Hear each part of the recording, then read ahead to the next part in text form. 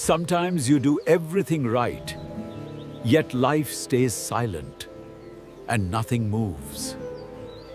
If you've ever felt like this, then this story is for you. In a modest village surrounded by wide wheat fields and slow, moving clouds, there lived a man named Vijay. The village was not poor, but it was never generous either. It gave only what it wished, and never more. Vijay had been born into this rhythm, and had learned early not to expect ease. Vijay was known as a man of effort. Not because he spoke of his struggles, but because people saw them. He did not complain when his hands cracked from cold water. He did not curse the sun when it burned his back. He did not steal shortcuts from fate or envy the luck of others. Each morning, long before birds stirred in their nests, Vijay rose from his thin mat. He washed his face with water drawn from the clay pot, cold enough to wake even tired bones. He tied his worn sandals, stepped outside, and walked toward the fields with steady, practiced hands. Yet life seemed unmoved by his sincerity. The soil resisted him no matter how carefully he worked it. The harvest remained thin, season after season. Coins came into his palm and slipped away again, as quickly as breath leaves the body. At night, when the village grew quiet and lamps flickered behind small windows, Vijay sat outside his mud, brick home. He leaned against the wall, knees drawn close, and stared at the sky where stars blinked silently, as if they knew something he did not. "God," he whispered into the dark, his voice barely louder than the wind, "I am trying. Why is everything so quiet?" No answer came. Only the soft sound of dry grass brushing against itself and the distant bark of a dog. Vijay carried a simple dream, one he rarely spoke aloud. He wanted to open a small grain shop near the main road, a modest place, nothing grand. Travelers passed that road every day. If he could sell wheat, flour, and warm bread, his family would finally breathe easier. In his mind, he saw it clearly. Sacks of grain stacked neatly against the wall. Fresh bread resting on clean cloth. His mother sitting nearby. Her worry softened, her hands finally at rest. Slowly, patiently, Vijay began to save. He kept his coins in a small cloth pouch tied with string. Some weeks he dropped in only one coin. Other weeks, none at all. Still, he tied the pouch shut and told himself that even small steps mattered. Months passed before the pouch felt heavy enough.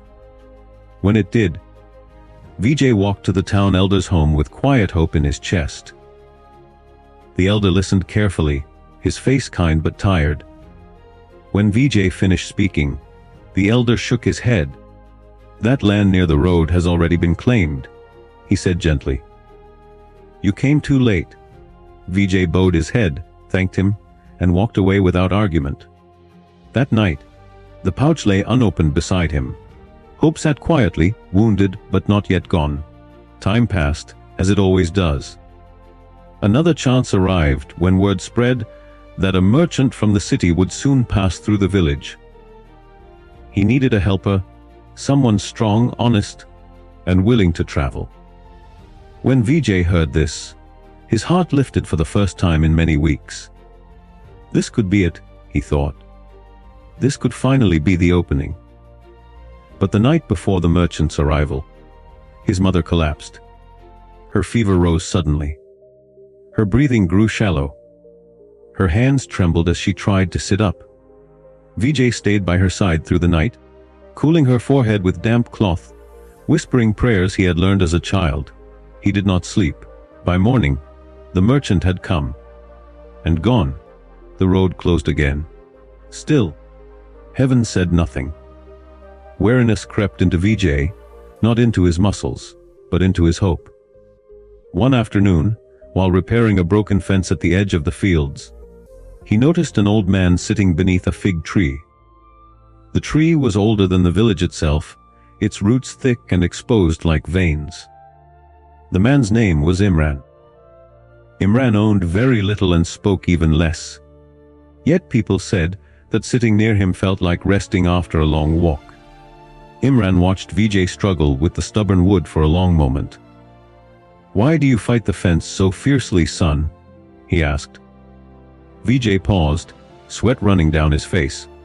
"Because if I stop," he said quietly, "my life will remain exactly where it is." Imran rose slowly, leaning on his stick. "Come," he said. "Walk with me." They walked beyond the fields to a dry well, its stones cracked with age. "This well once served many," Imran said. "Now it holds only dust." Vijay nodded. "Some places," Imran continued, "cannot give life anymore, no matter how much effort you pour into them." They walked farther, to a low patch of dark soil. Imran knelt, touched the earth, and placed a small seed in Vijay's palm. "Plant this near your home," he said. "Water it.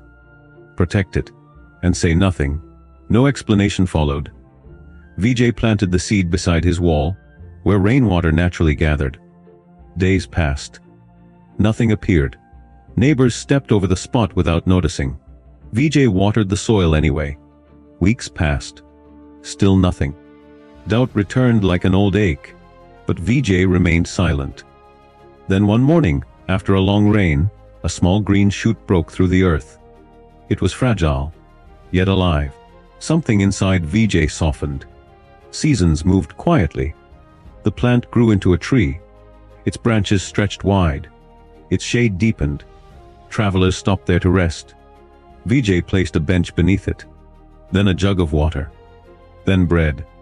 Without planning it, he had built a resting place. One year, a caravan stopped longer than usual. The travelers were grateful. "Who made this place?" they asked. "I only cared for what was given," Vijay replied. From then on, they returned each season, bringing trade supplies and steady work. Vijay never became rich, but his home never lacked again. One evening, Vijay sat beneath the tree, listening to the leaves whisper. He remembered every closed door, the denied land, the missed merchant, the long waiting. Nothing had been wasted. Dear listener, maybe your life feels silent right now. No answers, no signs, no movement. But silence does not mean absence. God works in silence. And the process is never wasted. If this story brought a little calm to your heart, you are always welcome here. Subscribe. And let us walk through more quiet stories together.